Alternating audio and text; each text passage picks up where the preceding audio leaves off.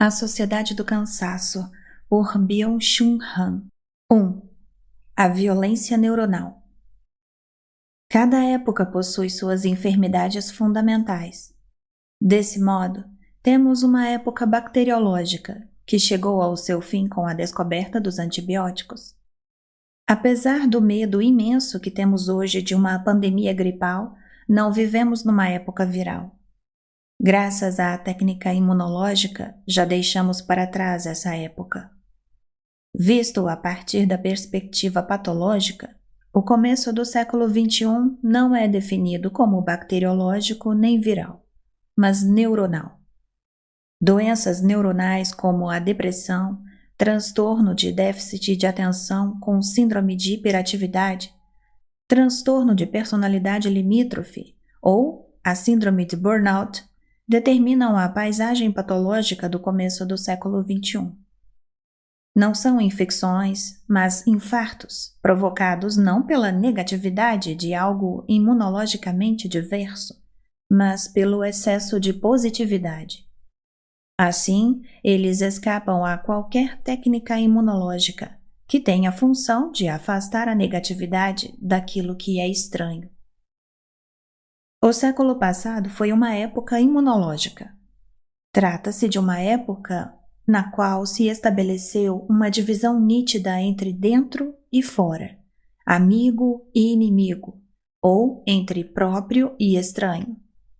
Mesmo a Guerra Fria seguia esse esquema imunológico. O próprio paradigma imunológico do século passado foi integralmente dominado pelo vocabulário dessa guerra, por um dispositivo francamente militar. A ação imunológica é definida como ataque e defesa. Nesse dispositivo imunológico, que ultrapassou o campo biológico adentrando no campo e em todo o âmbito social, ali foi inscrita uma cegueira. Pela defesa, afasta-se tudo o que é estranho. O objeto da defesa imunológica é a estranheza como tal. Mesmo que o estranho não tenha nenhuma intenção hostil, mesmo que ele não represente nenhum perigo, é eliminado em virtude de sua alteridade.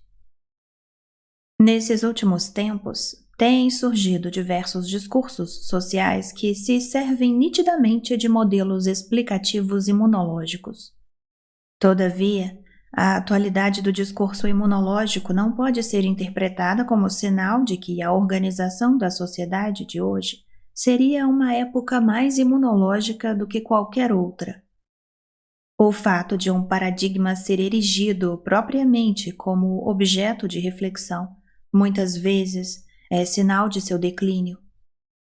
Imperceptivelmente, já desde há algum tempo, vai se delineando uma mudança de paradigma. O fim da Guerra Fria ocorreu precisamente no curso dessa mudança de paradigma. Hoje, a sociedade está entrando cada vez mais numa constelação que se afasta totalmente do esquema de organização e de defesa imunológicas. Caracteriza-se pelo desaparecimento da alteridade e da estranheza.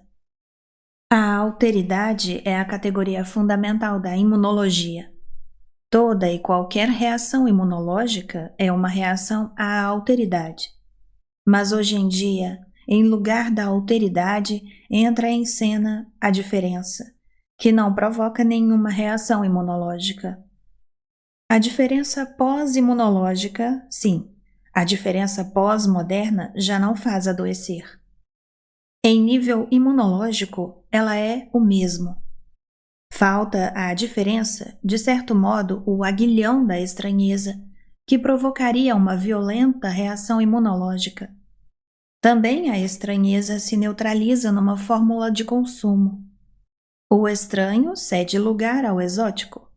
O tourist viaja para visitá-lo. O turista ou o consumidor já não é mais um sujeito imunológico.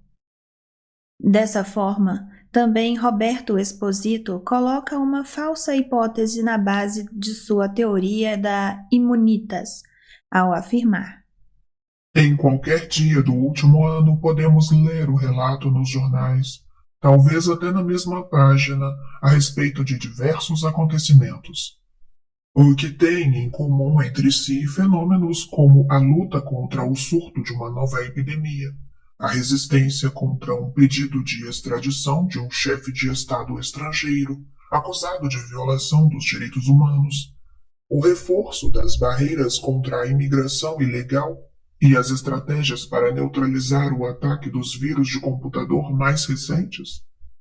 Nada, na medida em que o interpretamos dentro de seus respectivos âmbitos, separados entre si, como a medicina, o direito, a política social e a tecnologia da informática. Mas isso se modifica quando nos referimos a uma categoria interpretativa, cuja especificidade mais própria consiste na capacidade de cruzar transversalmente aquelas linguagens particulares, referindo-nos a um e ao mesmo horizonte de sentido. Como fica evidente já a partir do título desse volume, proponho essa categoria como sendo a categoria da imunização. Os acontecimentos descritos acima, independente de sua desigualdade lexical, podem ser todos reduzidos a uma reação de proteção contra um risco. Nenhum dos acontecimentos mencionados por Exposito aponta para o fato de que nos encontramos em meio a uma época imunológica. Também o assim chamado imigrante, hoje em dia, já não é mais imunologicamente um outro. Não é um estrangeiro, em sentido enfático, que representaria um perigo real ou alguém que nos causasse medo. Imigrantes são vistos mais como um peso do que como uma ameaça. Também o problema do vírus de computador já não tem mais tanto impacto social. Não é por acaso, então, que em sua análise imunológica, Exposito não se volta para problemas da atualidade, mas exclusivamente a objetos do passado. O paradigma imunológico não se coaduna com o processo de globalização. A alteridade, que provocaria uma imunorreação, atuaria contrapondo-se ao processo de suspensão de barreiras. O mundo organizado imunologicamente possui uma topologia específica. É marcado por barreiras, passagens e soleiras, por cercas, trincheiras e muros. Essas impedem o processo de troca e intercâmbio. A promiscuidade geral que hoje em dia toma conta de todos os âmbitos da vida e a falta da alteridade imunologicamente ativa condicionam-se mutuamente. Também a hibridização, que domina não apenas o atual discurso teorético-cultural, mas também o sentimento que se tem hoje em dia da vida, é diametralmente contrária precisamente à imunização. A hiperestesia imunológica não admite qualquer hibridização.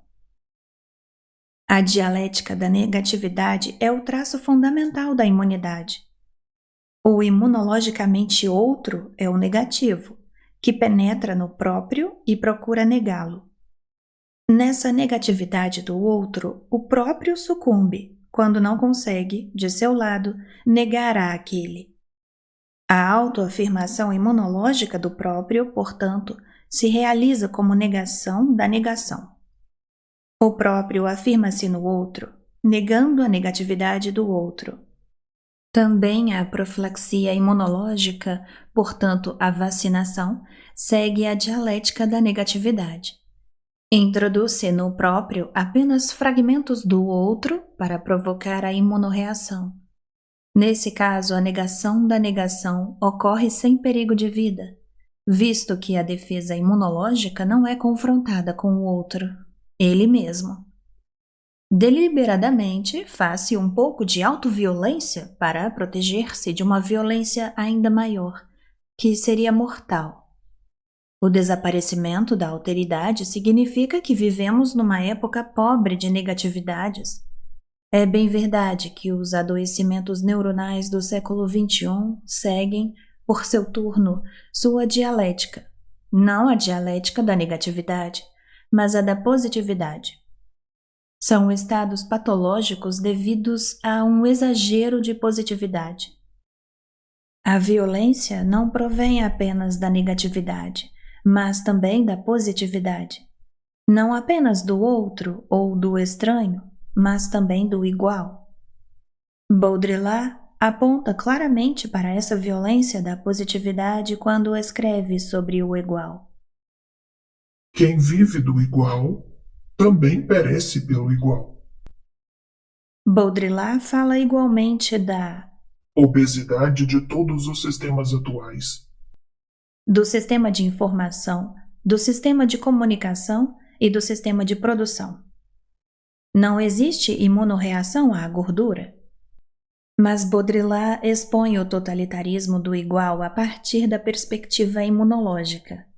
E essa é a debilidade de sua teoria. Não é por acaso que se fala tanto de imunidade, anticorpos, de inseminação e aborto. Em tempos de carestia, a preocupação está voltada para a absorção e assimilação. Em épocas de superabundância, o problema volta-se mais para a rejeição e expulsão. A comunicação generalizada e a superinformação ameaçam todas as forças humanas de defesa.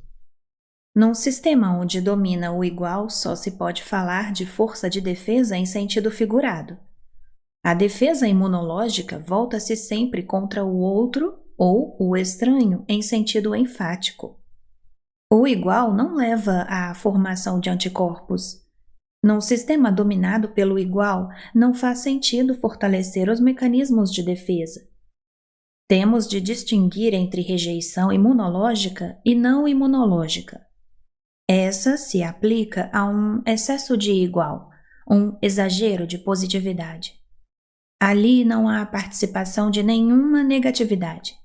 Ela tampouco é uma exclusão, que pressupõe um espaço interno imunológico.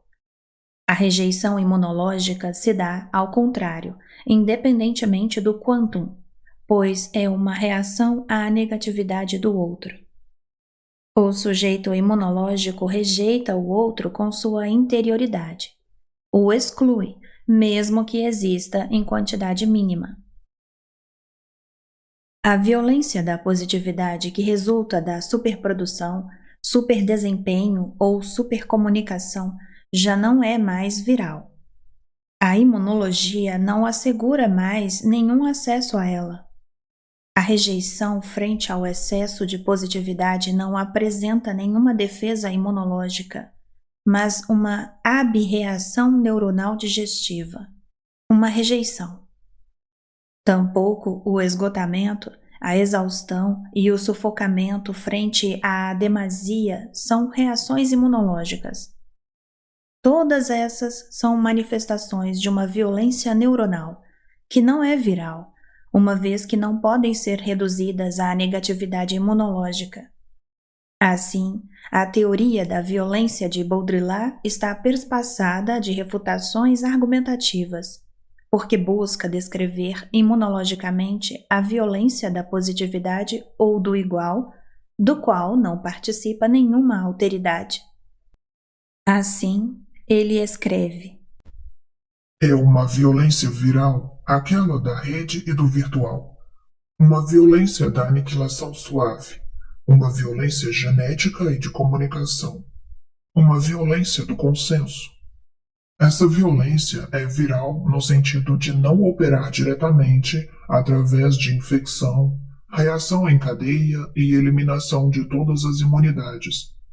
Também no sentido de que atua em contraposição à violência negativa e histórica através de um excesso de positividade, precisamente como células cancerígenas, através de uma proliferação infinita, excrescência e metástase. Há um parentesco secreto entre virtualidade e viralidade. De acordo com a genealogia da inimizade de Baudrillard, o inimigo aparece num primeiro estágio como lobo. Ele é um inimigo exterior que ataca e contra o qual nos defendemos, construindo fortificações e muros. No próximo estágio, o inimigo toma a forma de um rato. É um inimigo que atua nos subterrâneos, que se combate através da higiene. Num estágio seguinte, o estágio do besouro, finalmente o inimigo toma a forma viral. O quarto estágio toma a forma dos vírus. Esses se movem praticamente na quarta dimensão. É mais difícil defender-se do vírus, pois estão localizados no coração do sistema. Surge um Inimigo fantasma, que se estende sobre todo o planeta, como um vírus, que em geral se infiltra e penetra em todas as fendas do poder. A violência viral parte daquelas singularidades que se instalam no sistema como células potenciais terroristas e buscam minar o sistema a partir do interior. Baudrillard apresenta o terrorismo como a principal figura da violência viral, em consequência de uma revolta do singular frente ao global. Mesmo em forma viral, a inimizade segue o esquema imunológico. O vírus inimigo penetra no sistema, que funciona como um sistema imunológico e repele o invasor viral. Todavia, a genealogia da inimizade não coincide com a genealogia da violência. A violência da positividade não pressupõe nenhuma inimizade. Desenvolve-se precisamente numa sociedade permissiva e pacificada. Por isso, ela é mais invisível que uma violência viral. Habita o espaço livre de negatividade do igual, onde não se dá nenhuma polarização entre inimigo e amigo, interior e exterior, ou entre o próprio e estranho. A positivação do mundo faz surgir novas formas de violência. Essas não partem do outro imunológico. Ao contrário, elas são imanentes ao sistema. Precisamente em virtude de sua imanência, não evocam a defesa imunológica. Aquela violência neuronal que leva ao infarto psíquico é um terror da imanência. Esse se distingue radicalmente daquele horror que procede do estranho no sentido imunológico. A medusa é, quiçá, o outro imunológico em sua forma extrema. Constitui uma alteridade radical que nem sequer se pode olhar sem sucumbir. Assim, a violência neuronal, ao contrário, escapa a toda a ótica imunológica, pois não tem negatividade. A violência da positividade não é privativa, mas saturante, não excludente, mas exaustiva. Por isso, é inacessível a uma percepção direta. A violência viral, que continua seguindo o esquema imunológico de interior e exterior, ou de próprio e outro, e pressupõe uma singularidade ou alteridade hostil ao sistema, não está mais em condições de descrever enfermidades neuronais como depressão, TDAH ou SB. A violência neuronal não parte mais de uma negatividade estranha ao sistema. É antes uma violência sistêmica, isto é, uma violência imanente ao sistema. Tanto a depressão quanto o TDAH ou a SB apontam para um excesso de positividade. A SB é uma queima do eu por superaquecimento devido a um excesso de igual. O hiper da hiperatividade não é uma categoria imunológica. Representa apenas uma massificação do positivo. Tá gostando da leitura? Para continuar, envie um e-mail para carlafloresf7@gmail.com. Te vejo lá!